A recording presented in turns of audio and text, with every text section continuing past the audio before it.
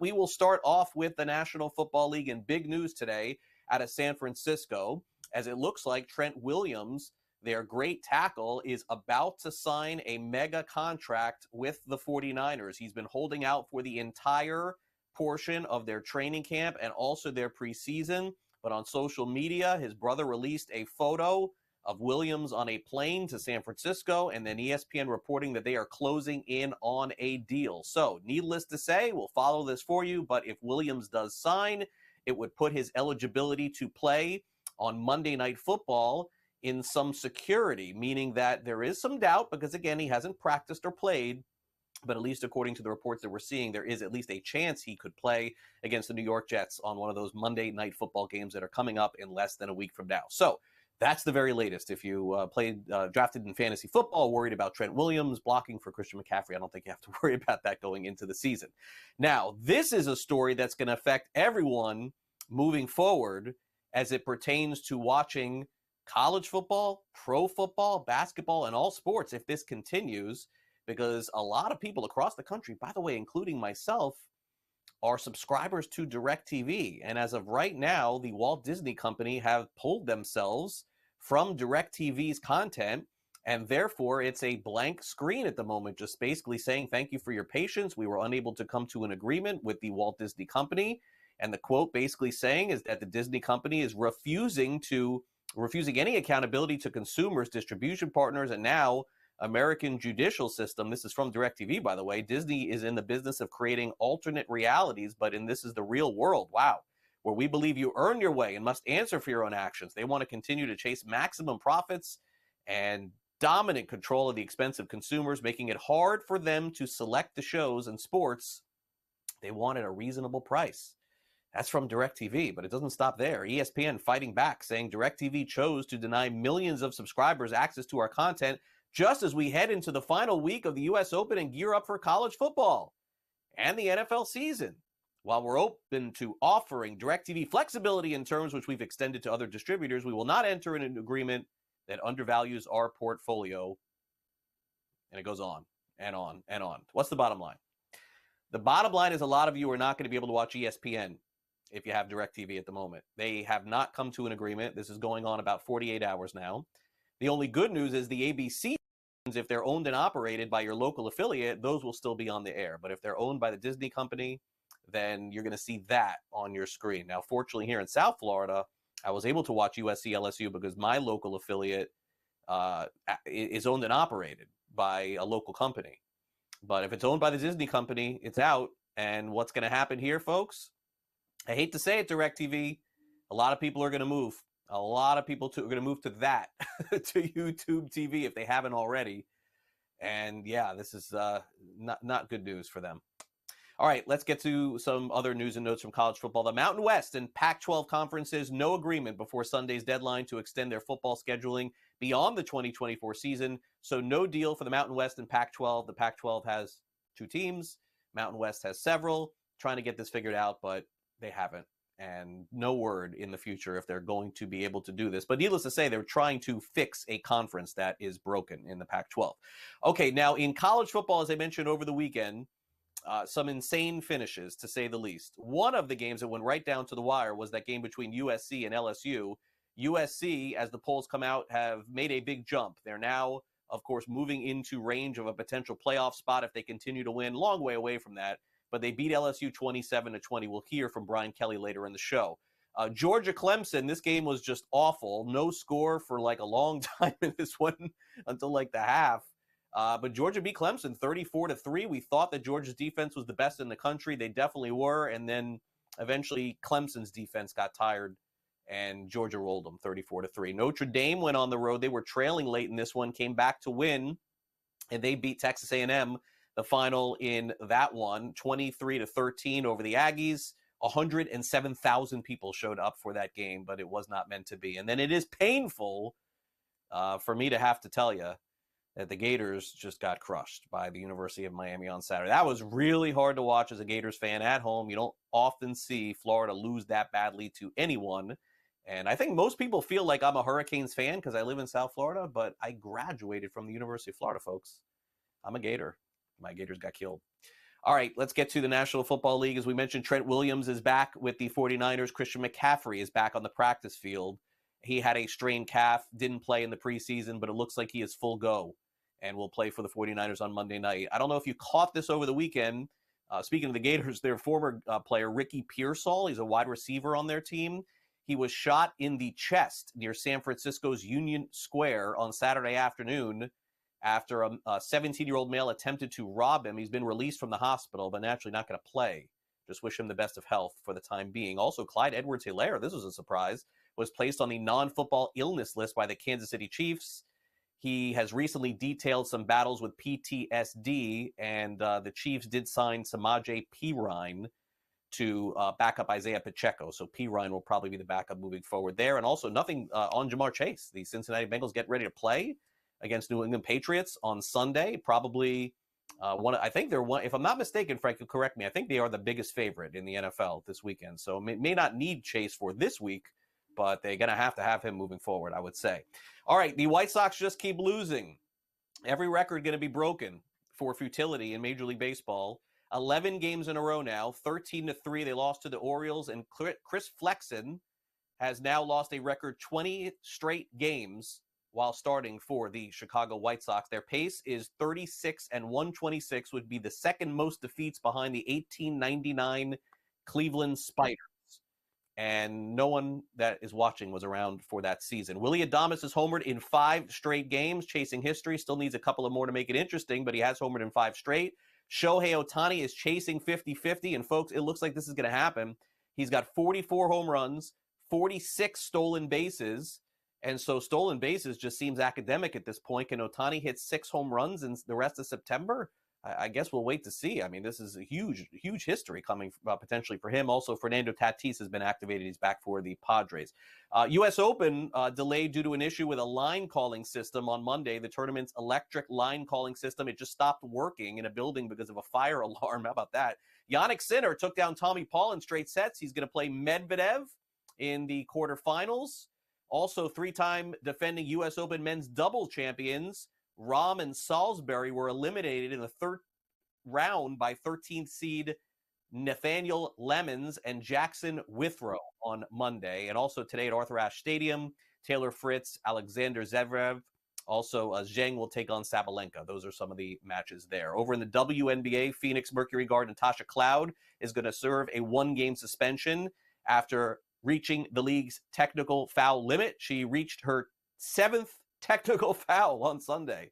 Going to have to take a 1-game suspension. Indiana Fever, red hot. Caitlin Clark, 28 points, 12 assists, 100-93 the final as they keep rolling in the WNBA. The Clippers, they have center Ivica Zubac.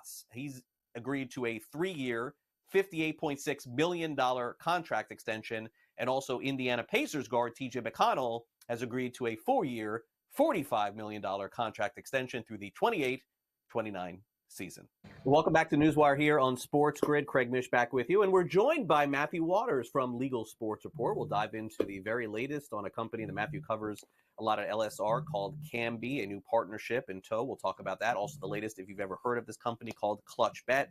Updates on that as well. Matt, welcome back and hope you had a nice Labor Day. Thanks for coming on Newswire. Sure did. Thanks, Craig. Just happy that we can finally say NFL football's back. It's been too long. It is. I'm happy to say college football is back. That didn't last long for me, though. Just 1 week until my team bowed out a little bit here. Okay, so with the NFL coming back, we get all kinds of announcements, new shows, new media, new TV, new betting. I mean, this is just natural. First week of the NFL. An announcement coming over the last couple of days from the state of Ohio, where they're taking a closer look at responsible gaming in terms of making sure that people are doing the right thing, betting the proper amounts. You can tell me a little bit more as to what the state of Ohio is doing to make sure responsible gambling and betting occurs. Yeah, you know what, Craig? This is really interesting from the state of Ohio. And I've come on here plenty of times and sung the praises of Ohio. I think they've done a great job regulating the industry for their state. And they've had a larger impact on the industry in the U.S., right? They've made a couple of changes, the free bets, not being able to say that anymore. That started in Ohio. And one other thing that Ohio's been worried about is part of responsible gambling is athlete harassment, Craig. We see this a lot on social media with the NCAA athletes. And so the responsible gambling push for Ohio this year is called More Than a Bet. And it isn't just focused on betting responsibly. Now, when you go to More Than a Bet, the website, it does include your standard, take a quiz to see if you are at risk for, gambling problems and whatnot. But they're leaning heavily on respecting athletes, Craig. And it's pretty powerful what they have on the website. They have athletes reading tweets that were sent to them saying that harm should come to them, their parents, their families, their pets, because of how they underperformed in a game and did not win a prop bet or help the team cash on a bet that these people online have made. And you could say it's an internet problem, right? I mean, social media has given voices to plenty of people that don't deserve them. But at the end of the day, it doesn't matter what the problem is. These athletes are still facing that backlash. They say 1 in 3 high-profile athletes receives abusive messages from someone with a betting interest, and 9 out of 10 times it's done on social media. And they say now that up to 25% of it is all based on betting. So Ohio, again, is being a leader in what they're doing to regulate sports betting. Now they're not just worried about if you're gambling correctly, but if you lose, how are you acting? They had floated around potentially banning you from all sports books in the state if you're caught doing something like this. So Ohio's taking this seriously. This is a push. The Ohio Responsible Gambling Organization is a push between the casino and sports betting regulators, the lottery regulators, and the Department of Mental Health and Addiction Services. So kudos to Ohio. I wish we could see more like this from all the other states, Craig. I think everybody would benefit from it. Yeah, no, I agree. And it's really good to see at least one state getting out in front of it. Now, a company that you've covered a lot over at Legal Sports Report and still continue to do so is a company called Canby, technology company that's had a good little run here over the last couple of years. Rush Street Interactive, and is another, I wouldn't call them a little company, but they do have BetRivers, some other sports betting operators here, and a new partnership has been, I guess, achieved here. Tell us the latest over at LSR. Yeah, so Canby and Rush Street Interactive have agreed to continue their multi-year partnership. Craig, this was one of the first deals that was signed after PASPA fell back in May 2018. I want to say they announced it like 3 days after the Supreme Court ruled against PASPA. So this is one of the longest partnerships that we have in U.S. sports betting. And for Canby, it's interesting. Canby is a technology provider, so you go to them for whatever your sportsbook doesn't have, right? And they had bigger partnerships with DraftKings and a Barstool Sportsbook at one time, but those guys didn't renew. They went and they bought their own technology. And BetRivers isn't really interested in doing that. They're focused more on casino first. And you're right, Craig. It's easy to look at the market share, how it breaks out in the U.S., and call BetRivers a smaller company. But I think they would tell you that they are a right-sized company for what they want to do. They lead with casino, but then they also build on top of the product that they get from Canby. They have a really cool prop central that I'm in Delaware, so I bet with BetRivers. And it's great to have something like that to open up the app, be able to find all your props in one space. And they said that's done great for them. They saw, I think, more at like 70% more same game parlays because of that this year than the same time period last year. So it's really working out well for both of the companies. And like I said, for Canby, this is the only U.S. partnership, the biggest U.S. partnership that they've had that have renewed. And while the remaining states out there are kind of slow to legalize sports betting, we still have, 36 states and Washington, D.C. So there's still plenty of market out there as those states continue to grow and ramp up from their launch phases.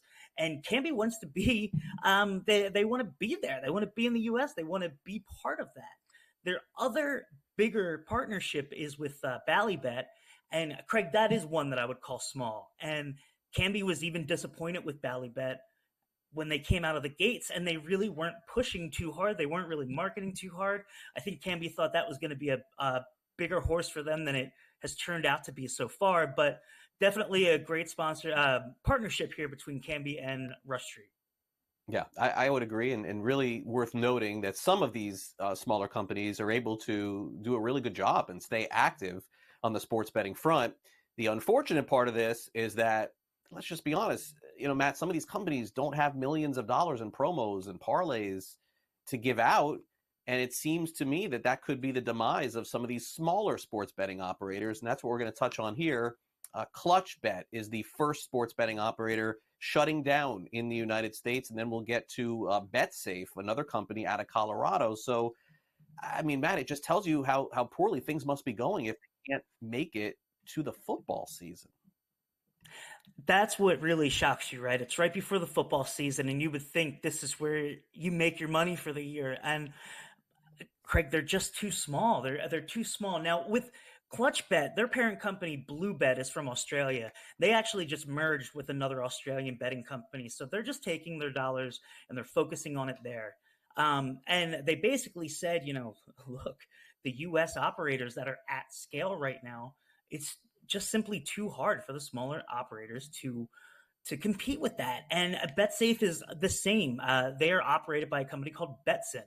And Betson has a ton of European sports betting knowledge. They've been doing it for years, but it just didn't work out in Colorado. There were some people on social media that I saw that didn't even know that Betson had a sports book in Colorado called BetSafe.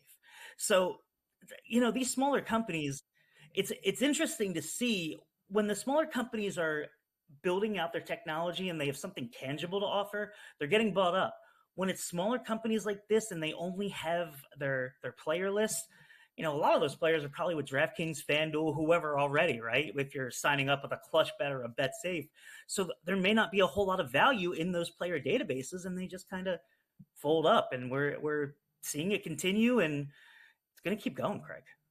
Yeah, no, I think so. And again, it's just the nature of the beast with sports betting. Some companies will survive, some won't. And again, some reorganize. I think that's all fair. All right, Matt, great to catch up with you. Thanks for coming on Newswire. We'll talk again later in the week. Is that accurate? Thanks, sir. Yes, I appreciate it.